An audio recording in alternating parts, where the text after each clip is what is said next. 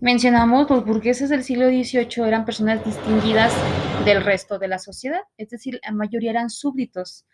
Por tanto, que los burgueses, quienes eran en aquellos años, durante el siglo XVI y XVII, que se dedicaban al comercio, a ser dueños de talleres o a gestionar empresas en los pequeños pueblos, en los burgos, en el siglo XVIII se cometió el auge de que ellos ejercían profesiones como la medicina, la abogacía, el profesorado, la filosofía y la ciencia, como en la imagen que se vio al principio de la secuencia, esta misma,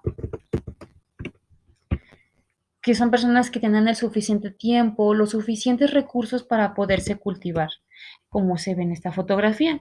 De hecho, ellos fueron los principales iniciadores de la apertura de cuerpos para conocer cómo estamos compuestos, por ejemplo, los investigadores, los científicos, biólogos o médicos, conocer nuestra composición en órganos, en músculos, sistema óseo, sistema inmunológico. ¿Por qué? Porque tenían un pensamiento liberal más allá de los motivos de Dios, a diferencia de cómo eran los aristócratas y los reyes, que vamos a ver más adelante.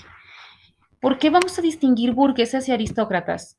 Como pudieron ver en la anterior imagen, los burgueses eran quienes tenían el atrevimiento de conocer y cuestionarlo todo, de ilustrarse y de cultivarse, dado a que tenían estas herramientas adquisitivas como el dinero y el tiempo, a diferencia de los súbditos que no tenían estos privilegios, porque no eran comerciantes, no eran maestros de taller, no eran comerciantes.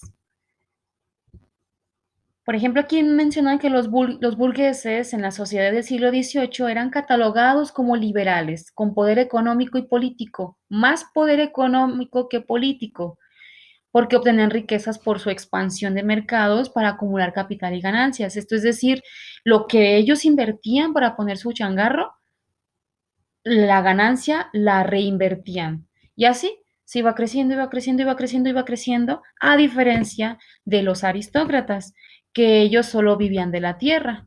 Ellos pensaban que la riqueza se generaba o se acumulaba a partir de la obtención mayor de tierras. Y estos eran catalogados como conservadores. Los burgueses eran liberales, los aristócratas eran conservadores. ¿Por qué? Porque ellos, a diferencia de los burgueses, tenían más poder político que económico. ¿Por qué? Porque simpatizaban con las leyes del monarca o del rey y a su vez simpatizaban con las ideas del clero o la iglesia. Por eso eran conservadores, porque preferían que las cosas se quedaran como están, a diferencia de los burgueses, que ellos buscaban el cambio o la revolución. Entonces, estos señores aristócratas o feudales, también conocidos, tenían por siervos a los súbditos. Mm, no sé si ustedes conozcan esta típica imagen en donde los súbditos eran quienes trabajaban, araban, cosechaban o le daban mantenimiento a las parcelas, a las hectáreas de cultivo. Inclusive le daban mantenimiento a los hogares, a los corrales de animales, a cambio de comida, a cambio de muy poquito dinero, a diferencia de los burgueses, que ellos los empleaban y les pagaban, y si quieres trabajar, bueno, y si no, ni modo, pero a diferencia de los aristócratas, los tenían atados de por vida. Ellos eran los feudos y los siervos eran los súbditos, que eran que trabajaban la tierra. Y estos tenían una gran simpatía con el rey y con la iglesia, a diferencia de los burgueses, que ellos solamente tenían por poder su dinero trabajado por ellos mismos.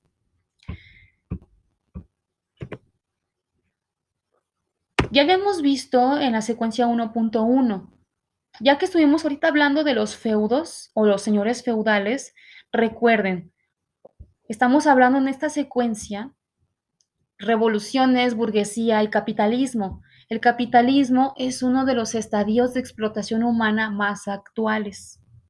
Todavía sigue vigente porque es la explotación del hombre por el hombre. Es la extracción de vida o de jugo a partir del trabajo. Es la inversión de la energía y del tiempo del obrero ante un objeto, ante un servicio. Y el feudalismo, a diferencia del capitalismo, es la explotación por pensar que tú eres el amo